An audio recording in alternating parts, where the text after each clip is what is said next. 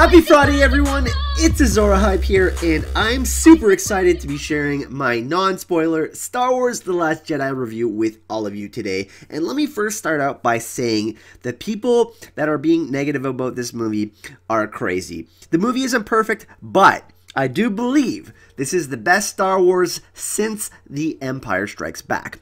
Now, with a franchise such as Star Wars, people will no doubt want to compare it to the benchmarks that have already been set, and while there is some logic to think this way, The Last Jedi is great in ways that a Star Wars movie hasn't been before.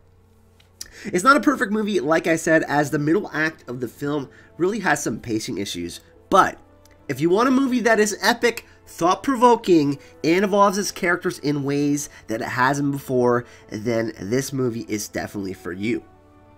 Rian Johnson brings out a different element to this movie, connecting the past, the present, and the future. This is what makes the movie so brilliant in my opinion, because there is a sense that business is unfinished, people are left holding on to the past, and while the movie is still moving forward in a very different direction, simultaneously we find ourselves deeper in the past than we have ever gone before. Time is explored in this movie through life and death, which awakens a force within all of us as we try to contemplate life and death in the universe and what it really means. So that was super awesome.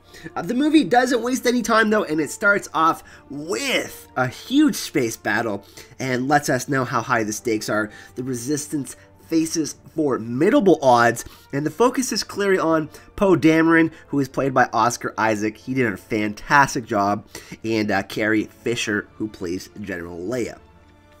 This is tempered by the middle part of the movie, where we have Rey training with Luke, and of course Finn waking up to discover that Rey is out there in the galaxy that's being torn apart by the First Order. This is when Poe, Finn, and Rose try to throw together their best and last shot in order to save the Resistance. So I didn't enjoy the middle part of the movie as much as the beginning and the end of the movie. I felt it fell flat in a couple of points.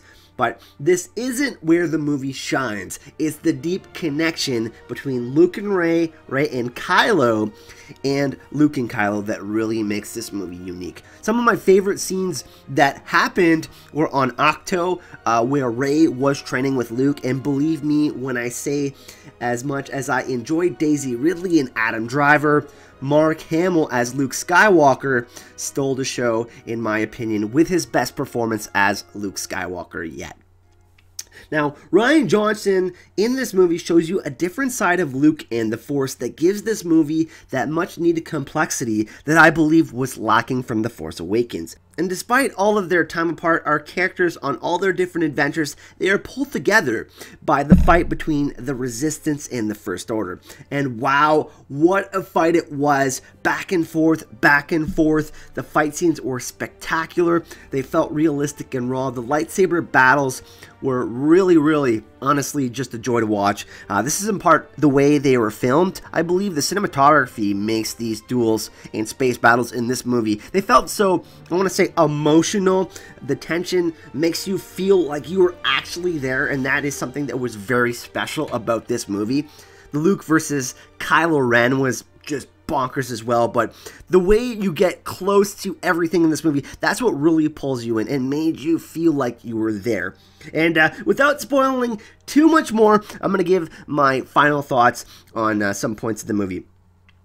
War, religion, time, life and death, love, they were all explored in various ways throughout this film. I felt it gave me a few different lenses, different perspectives, so we can see each side, the good and the bad, the light and the dark. The way they explored the Force in this movie really made it a thing of beauty. I think that was the best part of this movie overall, the way they explored the Force. That's what made it unique, and I think that's what will set this apart from the other Star Wars movies as we move into the future.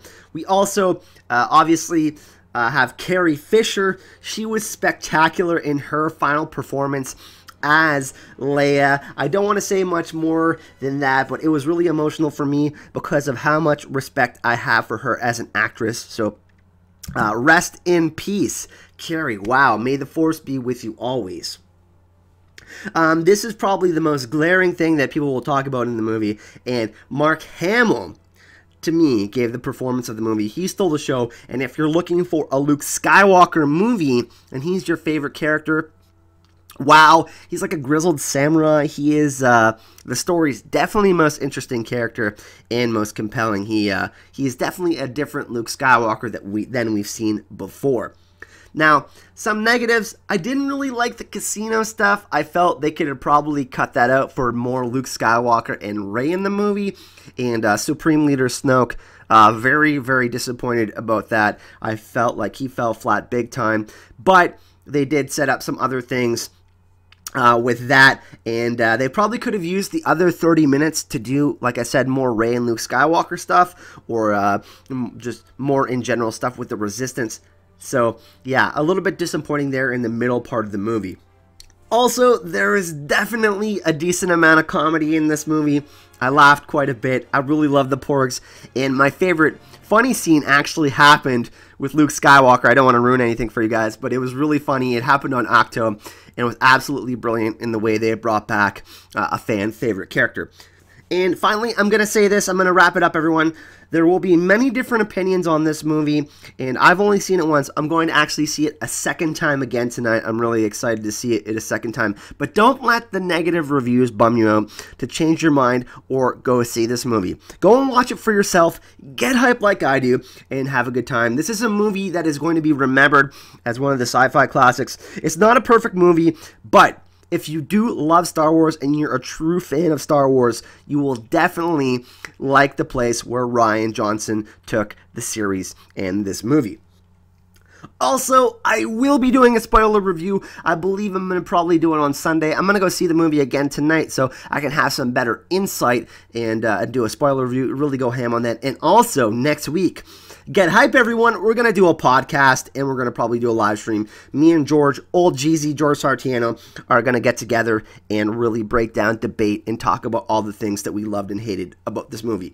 So, look forward to that content coming up very soon, my Porg-loving friends. If you enjoyed this video, don't forget to smash that like button. And if you do want to join the Hype and Love community, you should consider supporting the channel on Patreon. Really, really easy. It helps the channel grow. And there's all sorts of awesome rewards, such as picking out a topic for my video, Patreon Q&As, and little gifts as well. So you can check out Patreon in the description of this video. There's a link there, super easy, and you can support the Hype Train. Thank you so much for watching, everyone, and may the Force be with you always. Fuck the king.